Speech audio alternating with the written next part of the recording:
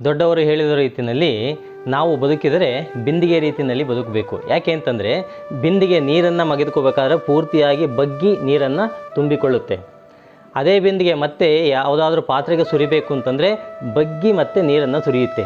ಹಾಗೆ ಗೌರವಾನ್ವಿತ ವ್ಯಕ್ತಿಗಳಾದಂತಹವರು ಏನು ಮಾಡ್ತಾರೆ ಅಂತಂದರೆ ಅವರು ಯಾರ ಹತ್ರನಾದರೂ ಏನಾದರೂ ಪಡ್ಕೋಬೇಕು ಅಂತಂದರೆ ಅಥವಾ ಯಾವುದಾದ್ರೂ ಜ್ಞಾನವನ್ನು ಪಡ್ಕೋಬೇಕು ಅಂತಂದರೆ ಅವರು ತಗ್ಗಿ ಬಗ್ಗಿ ಅವ್ರ ಹತ್ರ ಕೇಳಿ ತಿಳ್ಕೊತಾರೆ ಮತ್ತು ಅವ್ರ ಹತ್ರ ಪಡ್ಕೊತಾರೆ. ಅದನ್ನು ಅವರು ಪಡ್ಕೊಂಡ ಮೇಲೆ ಅವರು ಅದನ್ನು ಅವ್ರ ಜೊತೆಯಲ್ಲಿ ಇಟ್ಕೊಳೋದಿಲ್ಲ, ಅದನ್ನು ಮತ್ತೆ ಬೇರೆಯವರಿಗೆ ಕೊಡ್ತಾರೆ. ಕೊಡಬೇಕಾದ್ರೆ ಅವರು ತಗ್ಗಿ ಬಗ್ಗಿ ಕೊಡ್ತಾರೆ. ಅವರು ಚಿಕ್ಕವರಾಗಿರಲಿ ದೊಡ್ಡವರಾಗಿರಲಿ ಅವರಿಗೆ ದಾನ ಧರ್ಮ ಮಾಡೋದ್ರಲ್ಲಿ ನನ್ನ ಹತ್ರ ಇದೆ ಅಂತ ಗರ್ವದಿಂದ ಮಾಡೋದಿಲ್ಲ, ಅವರ ಮಟ್ಟಕ್ಕೆ ಬಗ್ಗಿ ಅವರವರು ಕೊಡ್ತಾರೆ. ಅದೇ ರೀತಿಯಲ್ಲಿ ನಾವು ಕೂಡ ನಾವು ಪಡೆದುಕೋಬೇಕಾದ್ರೆ ಅದೇ ರೀತಿ ಬಿಂದಿಗೆ ಥರ ಇರಬೇಕು, ಮತ್ತು ಕೊಡಬೇಕಾದ್ರೂ ಕೂಡ ನಾವು ಬಗ್ಗಿ ಕೊಡಬೇಕು ಅಂತಂದರೆ ನಾವು ಬಗ್ಗಿ ಅಂತಲೇ ಅಲ್ಲ, ಅದರ ರೀತಿಯಲ್ಲಿ ಆ ಒಂದು ತಾಳ್ಮೆಯ ರೀತಿಯಲ್ಲಿ ಒಳ್ಳೆಯ ರೀತಿಯಲ್ಲಿ ಕೊಡಬೇಕು ಅನ್ನೋ ಒಂದು ಭಾವನೆಯಲ್ಲಿ ನಾವು ಕೂಡ ಬದುಕಬೇಕು.